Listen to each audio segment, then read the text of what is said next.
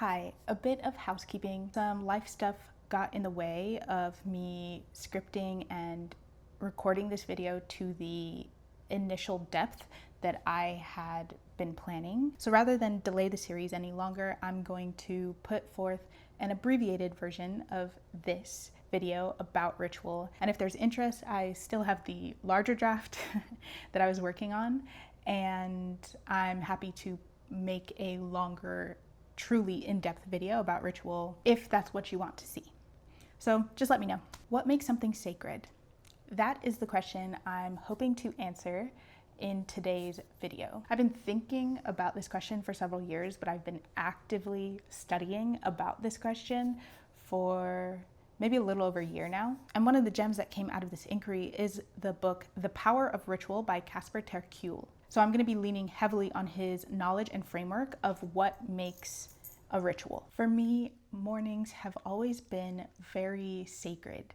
In fact, my name, Sayaka, means child of the sun or child of the morning. So my parents set me up for this. However, it's been through these energetic experiments that I've come to realize how much I rely on the morning to set the tone for the rest of my day, which means 9 times out of 10, how my morning went determines how my day goes. And while I can reset at any time, I find it easier to just let the morning decide how my day is.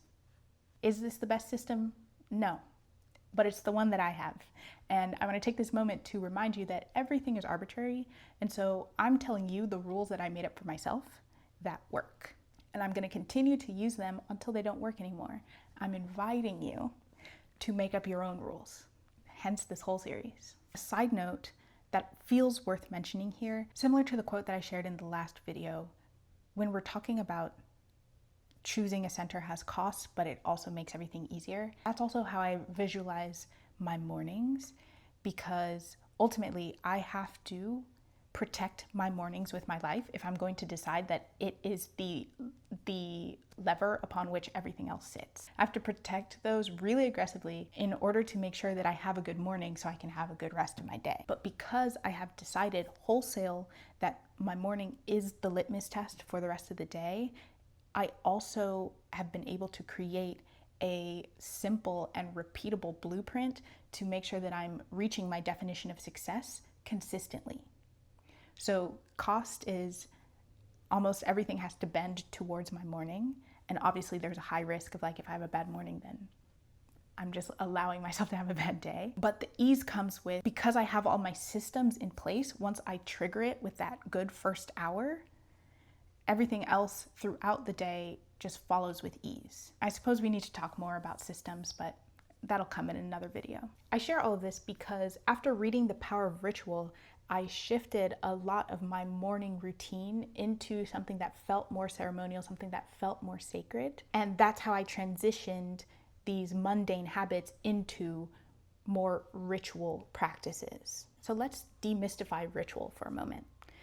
A ritual, when stripped of its spiritual connotation and whatever other conceptions you're bringing into this, a ritual is just a set of actions that somebody does regularly. Stripped of the pomp and the circumstance, ritual is just a set of actions or an action that somebody does repeatedly over long periods of time, potentially forever. And according to Ter Kuile, author of The Power of Ritual, there are 3 ingredients that go into making a ritual: attention, intention, and repetition.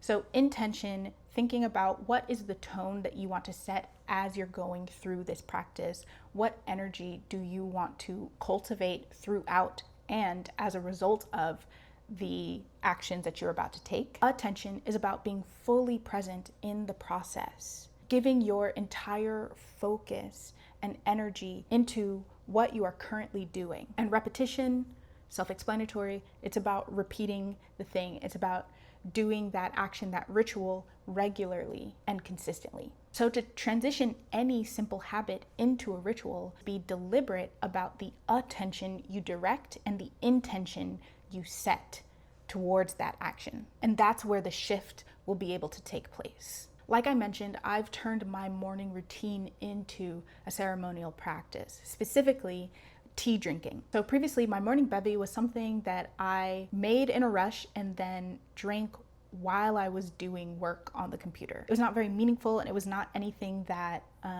grounded me in any way. It was just consuming a liquid while attending to something on the screen. But now that I am deep into my magic through the mundane bag, drinking tea / whatever hot bevy is truly a spiritual experience for me. When I get into the kitchen, I feel into what herbs or what blends are speaking to me.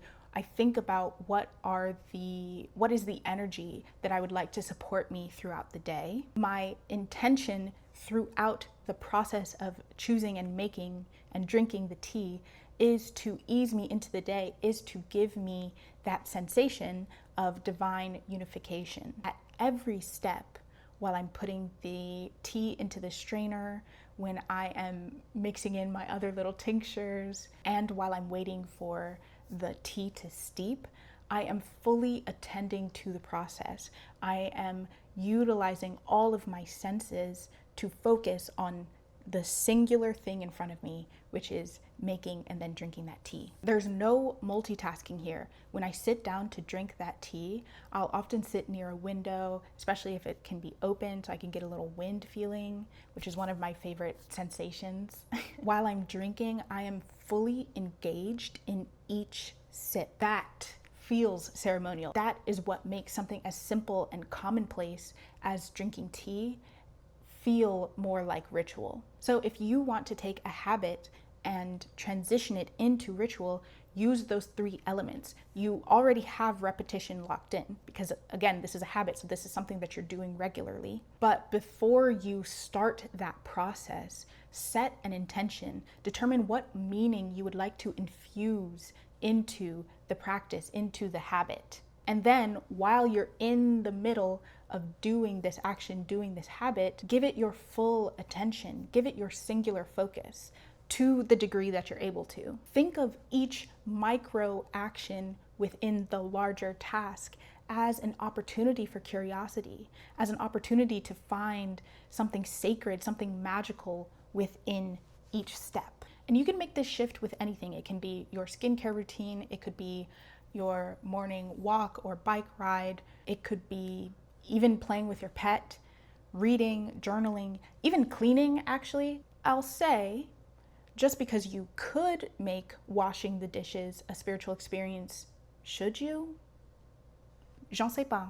What I'm getting at is not every task needs to be sacred, but any task can be developed and shaped into a ritual. So when we're talking about habits and discipline and psychological endurance, which we will need, the way that ritual can be leveraged is by creating these sacred energetic spaces, sacred practices that help to root you in your center. And once you're rooted in your center, it is going to be easier, not necessarily easy, but easier to expand the world that you're building, the world you want to see. So if you like this quick little video and you want to start crafting a system of discipline that is hyper specific to who you are and what you need, check out this one right here. And if you'd like to see my larger, truly in-depth video about ritual, just let me know in the comments and I will keep refining the draft and the video will come out within a unit of time, for sure. Thank you for watching.